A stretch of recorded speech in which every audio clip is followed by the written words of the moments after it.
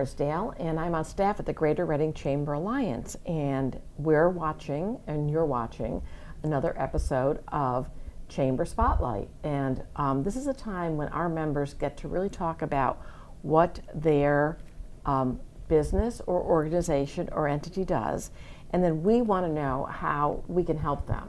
So I am thrilled today to have someone who's been around, I should say for a long time, but done great work in this community, and that's Peggy Kershner, who is co-executive director of, and this is kind of a long name, but we'll get to the hyphen, Berks Connections Pretrial Services, and I still always have to look down to see that, but it's PCPS, and that is essentially what used to be. And for those of you like myself, old timers, you will remember this as the Berks County Prison Society. And Peggy, first of all, welcome. Thank you. I'm thrilled that you're here. And when I said you've been, I have too. I've been around a very long time, so that's okay. But it's great because that knowledge and that ability to talk about the organization and see it from when you began your journey and now where you are today, has clearly had to change exponentially. It has, and that's what I say. It's like I have a new job every couple years because we're growing, we're expanding, we're serving more folks than ever before. So, and that is probably a very good thing. Yes, because of the population that you serve. So let's talk a little bit about that. Okay. And why the name change when you did it, which has been quite some time. Yep. But let's talk again about that. Sure. Well, the name change is sort of an easy one. I will tackle that first. It just wasn't a good name. So there is an organization in Pennsylvania called the Pennsylvania Prison Society. They work with jails and prisons and the criminal justice population, and they do mostly advocacy work. Okay. And at the time that my organization started back in the 70s, I think they sort of were looking to capture folks' knowledge of the Pennsylvania Prison Society and named our organization the Berks County Prison Society. But we actually don't do advocacy work. We provide direct services. Mm-hmm. So we sort of lived for many years with a name that we just didn't feel good about. That didn't really represent the work of the organization. What we did. Right. So Scott Rare was our executive director for about 9 years, and he did a lot of wonderful things for the organization. And one thing that sometimes when you get somebody coming in from the outside, he kind of took a look at that, and he knew that the name really wasn't a good fit. So we had been known as the Berks County Prison Society, or BCPS. So his thought was to keep those initials. One of the things we do is connect people. Mm-hmm. That sort of Berks Connections Pretrial Services was born. We do run a pretrial program for the county, and that we've been doing since the agency pretty much was founded back in the 70s. So we try to go by BCPS. Our logo is BCPS. Mm-hmm. It's a little bit easier for people to remember. But we're in the life improvement business. I love that. Exactly. Thank you. Life improvement business. We are in the life improvement business. And a few years ago, we had our new name, and we went by BCPS, and we were looking sort of for a new logo and a tagline. And we do a lot of different things. Mm-hmm. We work with people in workforce development. As I said, we do pretrial services. We do housing. We do financial literacy. We have family reunification. So we're doing a lot of different things, and it was getting a little difficult to kind of come up with what do we do in a tagline? What do we do for a tagline? An elevator speech can be difficult, much less a tagline. So we actually had a very good friend of our organization, Eric Savage and Jeannie Savage. Jeannie is on our board of directors, and Eric you probably know I do. from Absolutely. Freedom Auto Group and just other wonderful things in the community. And he was using that life improvement business, and he does some amazing work around organizational culture and leadership. And we were working with Jeannie, and we kind of kept coming back to that life improvement business really sums up what we do. So we reached out to Eric, and he very kindly agreed to share that tagline with us. That's so he neat. gave us permission to use that. So that's wonderful, and and that is just, I think, such a value to the community to do the work that you do, because it's not always easy, I'm sure. But if you were to say, again, elevator speech, let's assume that we want to get as much information to our listening audience Sure. and viewing audience as we can, what is it that you would like them to go away knowing more about the organization? Okay. Well, I think one important thing to know about our community is that in Berks County, we have over 10,000 individuals currently in the community who are either on county parole or state parole supervision. So that's a lot of folks. That really is, now let me ask you first, is that a high number per capita of a community? It is rather high. Okay. I know in the state system, we are typically somewhere around the third or fourth community in the state for people coming out of that state system and returning home. So we've got some big numbers here, and those folks certainly have some challenges facing them as they have served their time and come back to the community and are interested in leading a law-abiding lifestyle and not getting back into the prison system. And I think it's important to know that they're going to need some help to do that. Sure. They absolutely have barriers.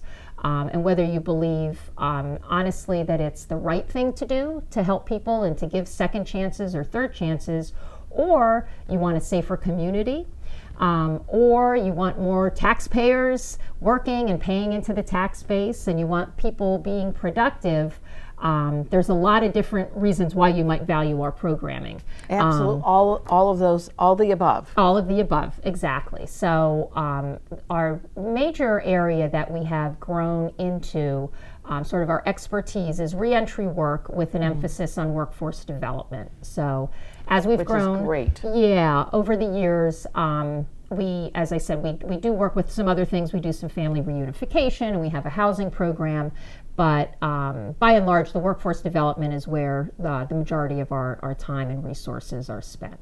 Which isn't that great, because that's the thing that, as you said, what will bring about that change in a person's life is to feel as though, that they're a productive citizen, they're earning an income, they have perhaps a trade, or they have an expertise now that they can use. And what could be better than that? Right. What could be better for a community than that? It's helping themselves. It's helping their family. Absolutely. We always say very, very few people, when they leave the community, if they are going and they're incarcerated, they're not going in a vacuum. They're leaving children behind, and spouses behind, and mothers and fathers and neighborhoods. Absolutely. So to be able to bring that person back and give them, help them overcome the barriers. And certainly there's a lot of work that they do, and we're just kind of there to help guide them in that path. But when they succeed, we all succeed. Absolutely. There's less crime, there's more employed individuals, the children have, that parent present and doing well. Well, and for communities that don't have these kinds of resources, it's got to be very difficult, because a person comes out and really, unless there's a safety net, then there's a challenge. Right. And we want to give people, why I think everyone deserves a second chance or a third chance, because as human beings, we're not perfect. Right. And so therefore we need to mentor, we need to be there, we need to have resources for people to take advantage of. And there are so many people that want to. You've got a great program, and we had talked about this, now time flies. But, so I want to talk a little bit more about this really neat program that you've got going, that you have going with, I think, the Department of Labor, and we've got some time constraints here, but can we talk about this? Because it's really, really very, very interesting. Thank you. Sure. So, as I said, workforce development has really grown into one of our major areas of focus. Several years ago, we looked at what more we could do, and we're hoping to add a vocational career pathway to our programming. And sort of a perfect storm occurred where we have an individual who came onto our staff who had previously worked with Habitat for Humanity locally. Okay. Oh, sure. And he also had some experience doing reentry work. He actually worked for the Department of Corrections, and we had been doing the workforce development as a reentry program for several years. So we started kind of to hatch a plan. We worked with the Workforce Development Board, led by Dan Fogarty, which is an amazing resource and has been so helpful for us. And they kind of helped us cook up this plan to have a program where we would help people get into the construction trades. It's a priority occupation in Berks County, which means there are a lot of job openings as people retire or people left the field years ago during the housing crisis. And so we sort of started looking at what we would like to do with people if we had the resources to do that. So we had a bit of a model kind of cooked up, and what we wanted to do was make sure that it was an evidence-based model, that we weren't just going to try things out and hope that they work. So what we looked at doing was on the vocational end of it for adult learners, we know that classroom instruction combined with hands-on learning is what works. And in our reentry world, we know that cognitive programming is necessary. So the job is definitely one component of helping people do well and stay out of jail.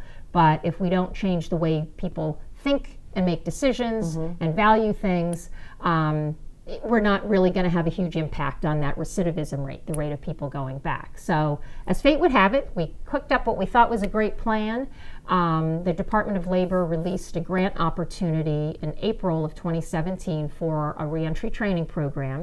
And we applied for that grant using the model that we had developed with our partners being the Habitat for Humanity, the Workforce Development Board, Reading-Muhlenberg Career and Technology Center to do the vocational component.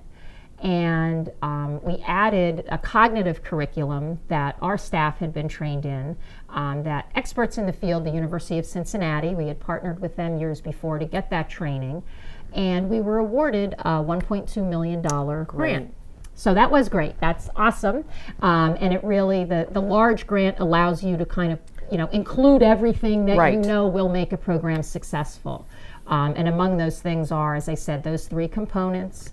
We're able to pay our participants a stipend.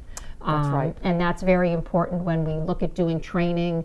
Most people can't take time off of work to go to training. Individuals that we work with, reentrants, need to work. They're mandated to find work when they get out, and they have families to support. So to be able to pay them a stipend so that they can take an 8-week break from that job search to go through our program is so important. So that program has been in operation since October of 2017. Okay. We've graduated just about 100 individuals. I was going to ask that question. That's great.